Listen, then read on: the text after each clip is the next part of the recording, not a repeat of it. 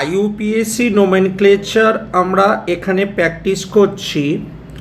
প্রথম কোশ্চেনটা দেওয়া আছে, দেখো 1 2 3 4 5 6 দুটো গ্রুপ আছে, একটি হলো ক্লোরো, একটি হলো হাইড্রক্সি।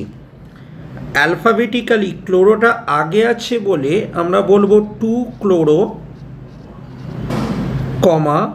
3 হাইড্রক্সি। 6টা কার্বন আছে, তাই জন্য এর নাম হলো হেক্সেন।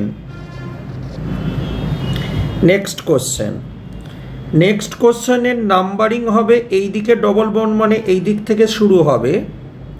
2 নম্বরে ক্লোরিন আছে, তার মানে 2 ক্লোরো। 3টে কার্বনের জন্য প্রোপ এবং ডবল বন্ডের জন্য হবে ইন। পরের কোশ্চেন, যেহেতু সাফিক্স গ্রুপ রাইট সাইডে রয়েছে, নাম্বারিং এখান থেকে হবে। 2 নম্বরে CH3 গ্রুপ আছে, মানে হবে 2 মিথাইল।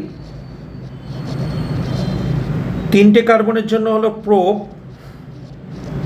সিঙ্গেল বন্ডের জন্য এন, আর এই গ্রুপটার জন্য এল। ইটা বাদ চলে যায়। তারপরে কোশ্চেনটা দেওয়া আছে, নাম্বারিং এই দিক থেকে হবে কারণ ক্লোজ পাচ্ছি।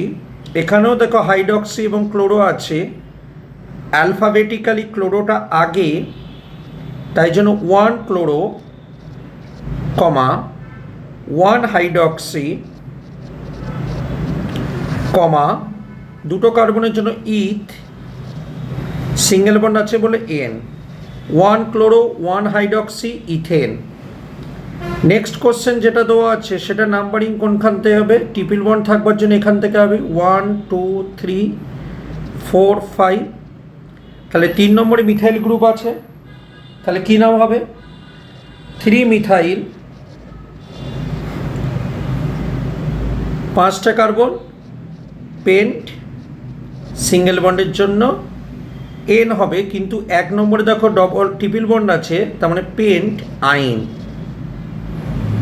ওকে, নেক্সট কোশ্চেন আসছি। নেক্সট কোশ্চেনের নাম্বারিং কী হবে, 1 2 3। তাহলে 1 2 3, 3টে ক্লোরো আছে, তার মানে ট্রাই ক্লোরো।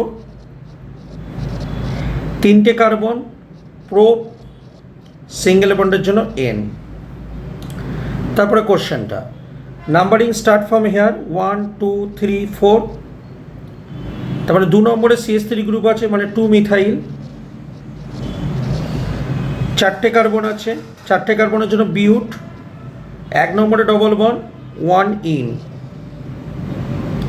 পরের কোশ্চেন নাম্বারিং এখান থেকে হবে, তাহলে 1 নম্বরে OH গ্রুপ, 2 নম্বরে OH গ্রুপ আছে, 1 2, দুটো OH গ্রুপ আছে, মানে ডাই হাইড্রক্সি। 3টে কার্বন আছে, তার মানে প্রোপ, সিঙ্গেল বন্ডের জন্য N. 1 2 die hydroxy, prop, N. এই ছিল আমাদের আইইউপিএসসি নোমেনক্লেচারের ওপর প্রবলেম সেট। পরবর্তী ভিডিওতে আরও কিছু কোশ্চেন নিয়ে আসবো। ধন্যবাদ।